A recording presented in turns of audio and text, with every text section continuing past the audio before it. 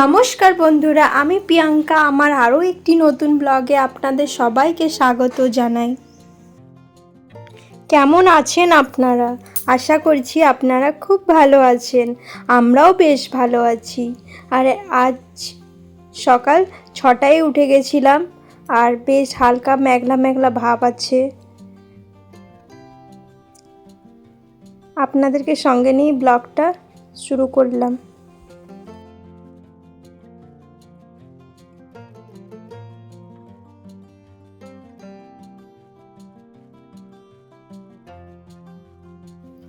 প্রেগনেন্সির থার্ড ট্রাইমেস্টারে খুবই কষ্ট হয়। যে এই জার্নিটা ফেস করেছে সে বুঝতে পারবে যে ঝাড়ু মারতে, ঝুঁকে করে কাজ করতে বা জল বালতি টানাটানি করতে উঠাতে খুবই প্রচণ্ড কষ্ট হয়। আর এই যে ঝাড়ু করতে তো কোমরটা যেমন এত ব্যথা করে, আর কি বলবো। তাও সংসার মানেই হচ্ছে কাজকর্ম বেশ পরিপাটি রাখা। আর এদিকে দেখতে পাচ্ছেন আজকে আমাদের এদিকে টুকিটাকি মেঘ করেছে, কিন্তু বৃষ্টি হয়নি। কে জানে হবেও কিনা। 2-4 দিন থেকে এরকমই হচ্ছে, মেঘ হচ্ছে কিন্তু বৃষ্টি আর হচ্ছে না। কিছুক্ষণ সকাল সকাল টাইমে মেঘটা দেখাচ্ছে, আর যেই বেলা 11টা-12টা হচ্ছে তখন একদম ঠাটা পড়া রোদ দিচ্ছে, আর ভীষণ গরম।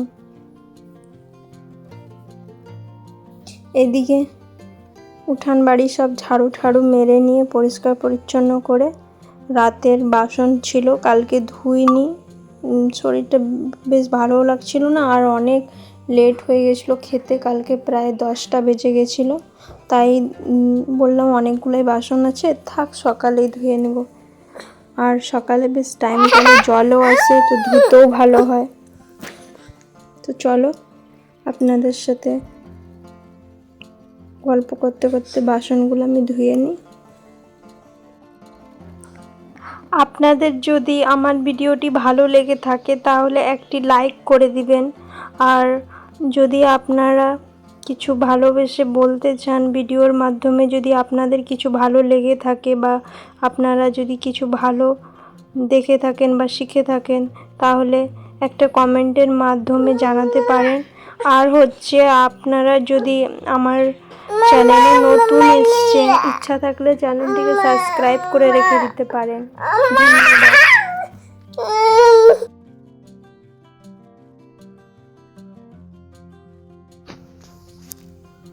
একটা ক্রিয়েটর বলো বা অনলাইন প্ল্যাটফর্মে, যে সবাই ভাববে যে এই তো 10-15 মিনিটের ভিডিও, কিন্তু এই 10-15 মিনিটের ভিডিওতে এত যে খাটনি পরিমাণ, তার সাথে সাথে এই ঘর সংসারের কাজ মানছি, ওই একটা জিনিসের ক্যামেরার মধ্যে মুহূর্তগুলোকে ক্যাচ করা, আর তারপর হচ্ছে এডিটিং আছে, ভয়েস ওভার, অনেক কিছু।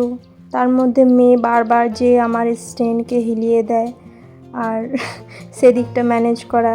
এই যে ভয়েস দিবার সময়ও দেখতে পাচ্ছেন যে কি পরিমাণে ও আমাকে করছে। আসলে আমার কাছে একটা ফোন আছে আর আমার হাজব্যান্ডের কাছে, ওটা নিয়ে চলে যায় আর আমারটা থাকে। আর যেহেতু আমি আগেই বলেছি আমি ভাড়া বাড়িতে থাকি, সেরকম কেউ আমার বাচ্চা রাখার লোক নেই বাড়িতে। আর আশেপাশে যদি তারা আছে, তারা তো আর সবসময় নেবে না, তো ওকে নিয়েই আমাকে কাজ বাজ সব করতে হয়। দেখতে পারছেন বাসন ধুচ্ছি, এদিকে কিভাবে আমাকে, ও কি করবে, মা ছাড়া আর কে আছে এইখানে যে খেলাধুলা করবে বা কিছু করবে। আর যেহেতু জানেন ভাড়া বাড়িতে আর হচ্ছে একটু টাউনের মধ্যে থাকলে যে যারটা সে তারই দেখে, তাই আমি যদি ফোন নিয়ে ভিডিও শ্যুট করি বা ফোন নিয়ে কিছু এডিটিং আমার করার থাকে করি। দেখো আমি ভাবি যে আগে কি হতো না, কোনো দিন মনার বাবা না আসতো না, তাহলে আমি কি করতাম, রাত্রেই ভিডিওটাকে এডিট করে ভয়েস ওভার দিয়ে দিতাম।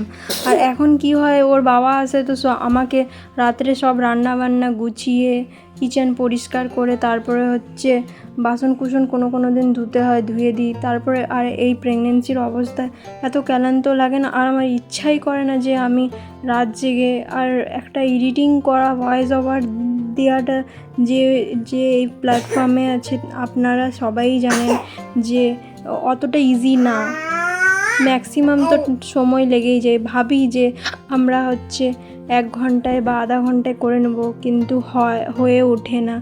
অনেকবার টেক নিতে হয়, রিটেক নিতে হয়, অনেক আছে, ডিফিকাল্ট যা বলতে পারেন। তো আর কি করব বলো, কিছু করার থেকে না করার থেকে তো কিছু করাই বেটার না। আর এই যে আমি কিচেনটাও আমার ক্লিন করে নিয়েছিলাম, আর কিছু বাড়ির সামান শেষ হয়ে গেছিলো আমার গ্রোসারি, সেগুলোকেও আনা হয়েছে। তো সবগুলো আর ডিব্বার মধ্যে ভাবছি ঢালবো না, অল্প আছেই, তো পুরাটা যখন শেষ হয়ে যাবে তখন সেইগুলো ঢালবো নতুন করে আরেকবার মেজে ধুয়ে। তো এখন যা টুকটাক দরকার ছিল সেগুলো ডিব্বাতে ঢেলে নিয়ে আর বেশ কাউন্টার টপটাকে আরেকবার পরিষ্কার করে নিয়ে গ্যাসটাকেও বেশ সুন্দর করে পরিষ্কার পরিচ্ছন্ন করে নিতে হয়। কেন কি সকালের প্রথম কাজ কি বলে যে উঠান বাড়ি ঝাড়ু মেরে কিচেন খুব সুন্দর করে পরিপাটি পরিষ্কার রেখে নিয়েই তুমি হচ্ছে তারপরে রান্নার কাজে ঢুকতে হয়। আর এদিকে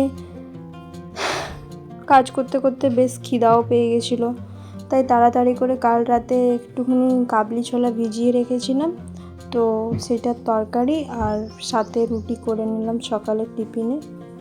আর তারপরে একটু টিফিন করে সকালে ব্রেকফাস্টটা করে নিলাম, মেয়েকে খাইয়েছিলাম দুধ রুটি।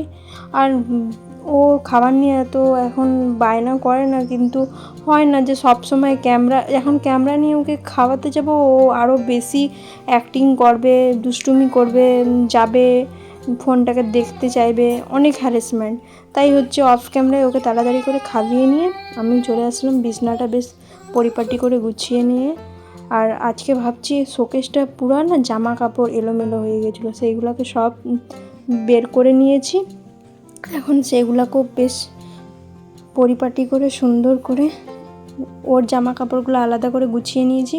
এগুলো ওর ডেলিভারি ইউজ হয়, আর ওর এত জামা কাপড় হয়ে গেছে, আর ছোটো জামা কাপড় রাখাই মানে এদিক সেদিক ছিটিয়ে যায়।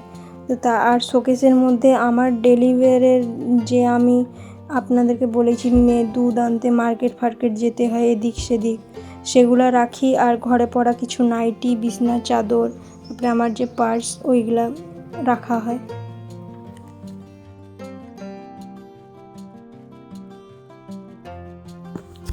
সংসারের কাজ যদি বলা হয় করব বলে, তাহলে কাজ জীবনে শেষ হয় না। আর যদি ভাববেন যে না করব, তাহলে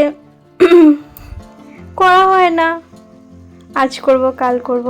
কিন্তু কাজ যেটা আমি ভাবি যে কাজটাকে ফেলে রাখলে তারপরের দিনে কাজটা বেড়েই যায়।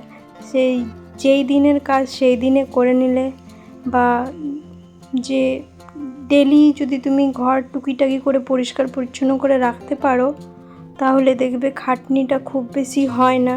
কিন্তু সব সময় তো আর ডিপ ক্লিনজিং করা যায় না। আর এদিকে দুধটা বসিয়ে দিলাম গরম করতে, আর সমস্ত আশিবাসি কাজ সেরে নিয়ে তারপরে হচ্ছে মেয়ে আর আমি দুজনে একটু পূজা করে নিলাম। এই যে মেয়ে এখন আস্তে আস্তে ওকে শেখাচ্ছি যে কীভাবে নম করে, ঠাকুর পূজা করে। যেহেতু ছোটো বাচ্চা, তো ছোটোর থেকে যাই শেখাবে, যেমন শেখাবে সেই রকমই ও ব্যবহার আচরণ করবে সবার সাথে। সেই জন্য যতটা চেষ্টা করা যায় ভালো কিছু শেখাবার, সেইটাই চেষ্টা করি। আর এদিকে রান্না করেছিলাম ঘি করলা ভাজা আর 5 রকমের তরকারি দিয়ে একটা বেশ ঘন্ট মতন। আর এই যে দেখতে পাচ্ছেন আজকে গরম ভাত, অল্প মেয়ের জন্য আলু সেদ্ধ ভাত করেছিলাম, আর আমার জন্য পান্তা ভাত। গরমটা অনেক বেশি প্রচণ্ড, তাই একটু ইচ্ছা করছিল টক পান্তা খেতে। তো আজকের জন্য এতটাই, কাল দেখা হচ্ছে পরবর্তী একটি ভিডিও।